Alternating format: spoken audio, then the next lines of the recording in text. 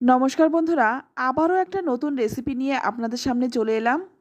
আজ আমি আপনাদের সাথে লাউয়ের একটি নিরামিষ রেসিপি শেয়ার করব, যেটা ভাত হোক বা রুটি সব কিছুর সাথেই খেতে পারবেন, আবার শুধু শুধুও কিন্তু খেতে পারেন। আর এটা খেতে কিন্তু ভীষণ ভালো হয়, যে কোনো দিন এটা বানিয়ে খেতে পারেন। আর এই রেসিপিটির নাম আমি দিয়েছি লাউয়ের পোলাও। যদি মনে হয় আপনারা অন্য কোনো নাম দেবেন তাহলে কমেন্টে লিখে জানাতে পারেন। চলুন তাহলে রেসিপিটি দেখে নেওয়া যাক। তো প্রথমে এখানে আমি একটা লাউ নিয়েছি। তো লাউয়ের সম্পূর্ণটা লাগবে না, আমার যতটুকু প্রয়োজন আমি কেটে নেব। তো এখানে আমি কিন্তু অর্ধেকটা লাউ নিয়ে নিলাম, বাদবাকিটা আমি রেখে দেব। আর এই অর্ধেক লাউটাই আমি কেটে নেব। রেসিপিটি কিন্তু খুবই সুস্বাদু এবং চটজলদিও হয়ে যায়। খুব সিম্পল একটি রেসিপি, খেতে হয় অসাধারণ। আর খুব একটা তেল মশলারও কিন্তু বাহুল্য নেই। তো দেখুন এখানে আমি অর্ধেকটা লাউ কেটে নিয়েছি। প্রথমে লাউটা আমি 4 টুকরো করে নিয়েছি। এবার এই খোসাটা ছাড়িয়ে নেব। খোসা ছাড়িয়ে লাউটা ছোট ছোট করে কেটে নিয়েছি। তো দেখুন, দেখে বুঝতেই পারছেন কতটা ছোট বা পাতলা করে কেটেছি।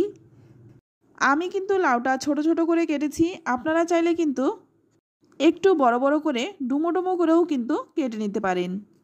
তো যার যেভাবে ইচ্ছা কেটে নিতে পারেন, এতে কিন্তু কোনো স্বাদের হেরফের হবে না।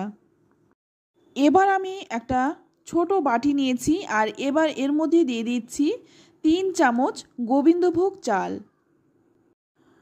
চালটা একটু বেশি পরিমাণেই দেব, তবে আমি যে পরিমাণে লাউ নিয়েছি তার জন্য কিন্তু 3 চামচ চালই যথেষ্ট। এবার 2-3 বার জল পাল্টে পাল্টে চালটা ভালো করে ধুয়ে নেব। তো দেখুন 2-3 বার জল পাল্টে পাল্টে চালটা কিন্তু আমি ধুয়ে নিয়েছি। এবার এভাবে ভিজিয়ে রেখে দেব 10 মিনিট। এবার রান্নাটা করার জন্য প্রথমেই কড়াই গরম করে নিয়ে এর মধ্যে দিয়ে দিচ্ছি সর্ষের তেল। আজ আমি রান্নাটা সর্ষের তেলেই করছি। ফোড়নে দিয়ে দিচ্ছি 1/2 চামচ গোটা জিরে, আর দিয়ে দিচ্ছি 2টো শুকনো লঙ্কা। ফোড়নটা 30 থেকে 40 সেকেন্ডের মতো একটু ভেজে নেব। ফোড়নটা ভাজা হয়ে গেলেই এবার আমি এর মধ্যে দিয়ে দিচ্ছি একটা মিডিয়াম সাইজের আলু, ছোট ছোট ডুমো ডুমো করে কেটে রেখেছিলাম। প্রথমে আমি আলুটা একটু ভেজে নেব। 2 মিনিটের মতো আলুটা একটু ভেজে নেব। আলুটা যদি একটু ভেজে নেওয়া হয় তাহলে আলুটা খেতেও কিন্তু ভালো লাগে। তো আলুটা কিন্তু একটু ভেজে নিয়েছি। এবার এর মধ্যে দিয়ে দিচ্ছি 1 ইঞ্চির মতো আদা আমি গ্রেট করে রেখেছিলাম। আমি এখানে গ্রেট করা আদাটা দিলাম, আপনারা কিন্তু আদাটা বেটেও দিতে পারেন।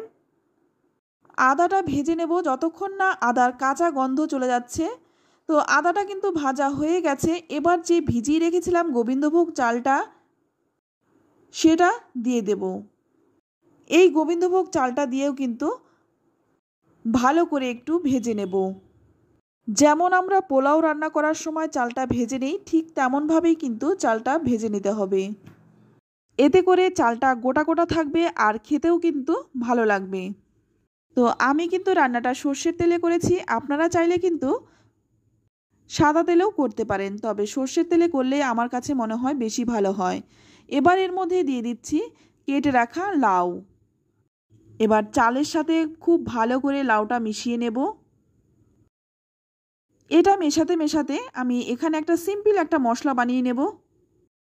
তার জন্য নিয়ে নিয়েছি এখানে 2 চামচ পোস্ত, আর এই পোস্তর মধ্যে দিয়ে দিচ্ছি 3টে কাঁচা লঙ্কা। ঝালটা কিন্তু নিজেদের স্বাদ অনুযায়ী দেবেন। এবার এই পোস্তটা বেটে নেব, তবে কিন্তু হালকা ঝালেই রান্নাটা খেতে বেশি ভালো হয়। তো এদিকে দেখুন লাউটা কিন্তু খুব ভালো করে নেড়েচেড়ে মিশিয়ে নিয়েছি। এবার এর মধ্যে দিয়ে দিচ্ছি স্বাদ মতো লবণ, আর দিয়ে দিচ্ছি 1 চিমটে হলুদ। এই হলুদটা আমি দিলাম, আপনারা চাইলে কিন্তু নাও দিতে পারেন। এবার নুন আর হলুদ দিয়ে ভালো করে নেড়েচেড়ে মিশিয়ে নেব। নুন দেওয়ার সঙ্গে সঙ্গে কিন্তু লাউ থেকে জল ছেড়ে দেবে, আর এই জলেই কিন্তু মোটামুটি চালটা সেদ্ধ হয়ে যাবে। এবার গ্যাসের আঁচটা কমিয়ে দিয়ে একটা ঢাকনা দিয়ে ঢাকা দিয়ে রাখবো 10 মিনিট। 10 মিনিট পর দেখুন ঢাকনাটা খুলে নিয়েছি। এবার ভালো করে নেড়েচেড়ে আবারও একটু মিশিয়ে নেব। অনেকেই আছেন লাউ খেতে খুব একটা পছন্দ করেন না, তাদের জন্য আজকের এই রেসিপি। একবার বানিয়ে খেলে বারবার খেতে চাইবেন। এবার আমি এখানে 3 চামচ পোস্ত বাটা দিয়ে দিচ্ছি আর সামান্য একটু জলও দিয়ে দিচ্ছি। তবে জলটা কিন্তু খুব বেশি দেব না, কারণ লাউয়ের জলেই কিন্তু চাল অনেকটাই সেদ্ধ হয়ে গেছে। এবার ভালো করে নেড়েচেড়ে মিশিয়ে দিয়ে আবারও কিন্তু ঢাকা দিয়ে রাখবো 10 মিনিট। আর এই সময় কিন্তু গ্যাসের আঁচটা কমানোই থাকবে। তো ঢাকনাটা খুলে নিলাম। এবার ভালো করে নেড়েচেড়ে মিশিয়ে নেব। আর এখন কিন্তু চালটা একদম সেদ্ধ হয়ে গেছে। তো আমি একটু দেখিয়ে দিচ্ছি। তো দেখুন চালটা কিন্তু একদম সেদ্ধ হয়ে গেছে। এবার আমি এর মধ্যে দেব চিনি। 1 চামচ চিনি দিলাম। এটা কিন্তু হালকা একটু মিষ্টি মিষ্টি হলে খেতে বেশি ভালো লাগে। আর চিনিটা কিন্তু অবশ্যই চালটা সেদ্ধ হয়ে যাওয়ার পরেই দেবেন, নইলে কিন্তু চালটা সেদ্ধ হতে অনেকটাই সময় লেগে যাবে। এবার এই বাদবাকি পোস্তটা দিয়ে দিলাম আর পোস্তর বাটিটা ধুয়ে সামান্য একটু জলও দিয়ে দিলাম। এবার ভালো করে নেড়েচেড়ে মিশিয়ে নেব। তো ভালো করে নেড়েচেড়ে মিশিয়ে নিয়ে আবারও কিন্তু একটা ঢাকা দিয়ে 5 মিনিট রেখে দেব।